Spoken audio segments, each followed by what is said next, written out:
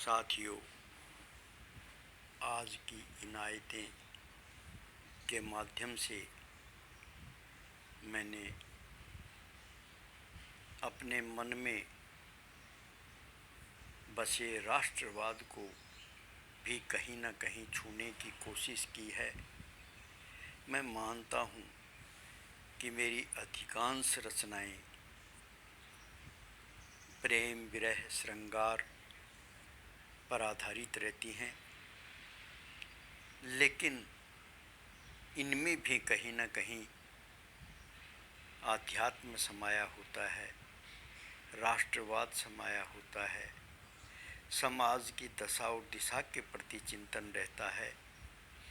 बेशक उसका तरीका जो भी है, तो आज की इनायतें में मैंने अपने उसी राष्ट्रवाद को मद्देनज़र रखकर विचारों की अभिव्यक्ति की है। मैं राजस्थान में रहता हूँ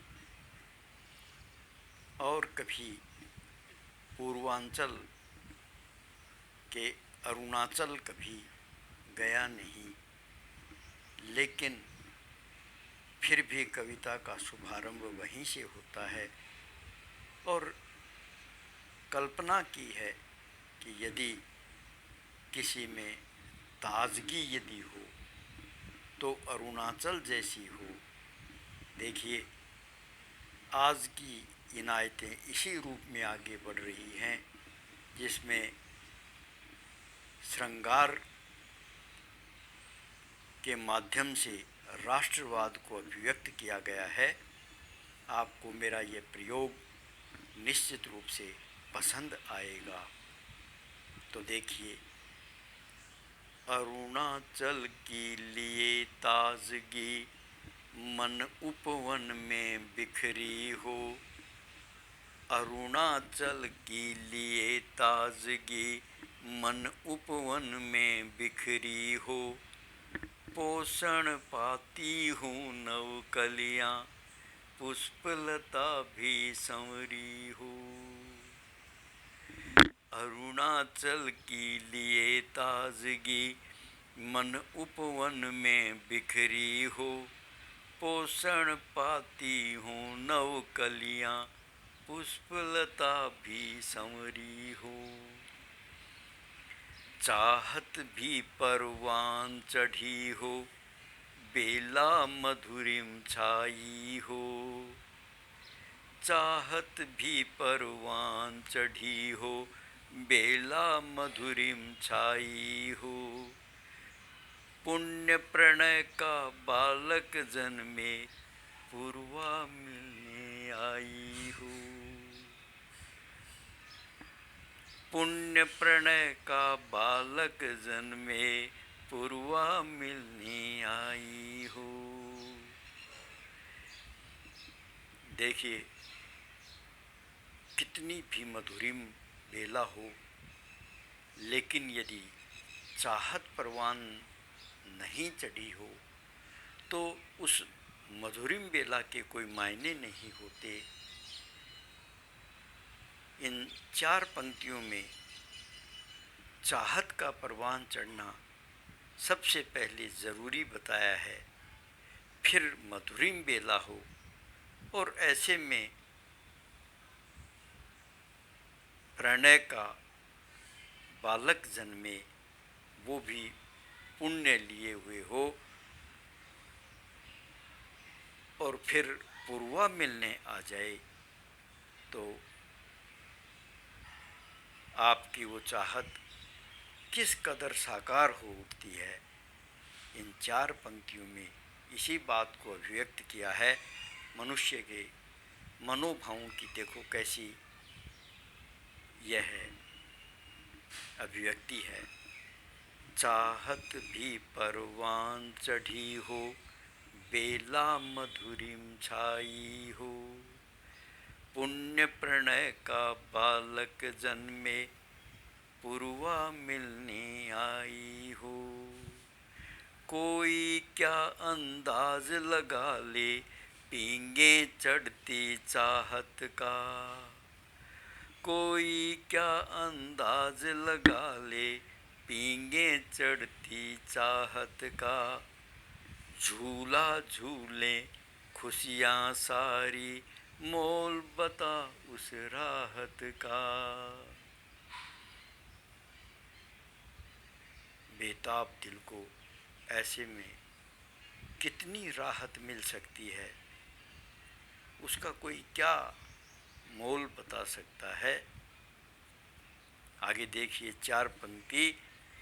उम्मीदों के इस सावन में बैठ झरोखे निरखा कर। उम्मीदों के इस सावन में बैठ झरोखे निरखा कर। छा जाएगा कोई बादल, प्रेम पूर्ति बिरखा कर। छा जाएगा कोई बादल, प्रेम पूर्ति बिरखा कर। आप प्रेम से भरकर, प्रेम से पूरित होकर बरस कर देखिए। आप को कौन नहीं अपने दिल में बसा लेगा, यानी आप किसके प्रिय नहीं हो जाएंगे।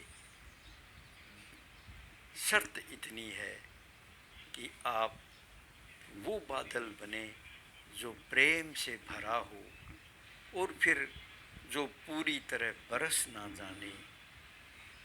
आपका आशीर्वाद चाहूँगा इन 4 पंक्तियों पर। पुनः इनको दोहराता हूँ। उम्मीदों के इस सावन में बैठ झरोखे निरखा कर। छा जाएगा कोई बादल, प्रेम पूर्ति बिरखा कर। अरुणाचल की लिए ताजगी मन उपवन में बिखरी हो। पोषण पाती हो नव कलियाँ, पुष्पलता भी संवरी हो। पुष्पलता भी संवरी हो। तो साथियों, आपके प्यार, आपकी मोहब्बत और आपके आशीर्वाद से इनायतें का यह सफ़र एक एक कदम आगे बढ़ रहा है। और मैं ज्ञान की देवी माँ शारदे से प्रार्थना करता हूँ कि हमारा यह सफ़र वर्षों वर्षों यूं ही आगे बढ़ता रहे। साथियों, आपका यदि साहित्य प्रेम है तो मैं आपको विश्वास दिलाता हूँ कि अगले बहुत वर्षों तक इनायतें का सफ़र यूं ही आगे बढ़ता रहेगा। कभी भी आप देखेंगे इनायतें आगे बढ़ती हुई थकी नज़र नहीं आएगी, बल्कि दिन दिन और ताजगी भरी दिखेगी। इसी विश्वास, इसी श्रद्धा के साथ मैं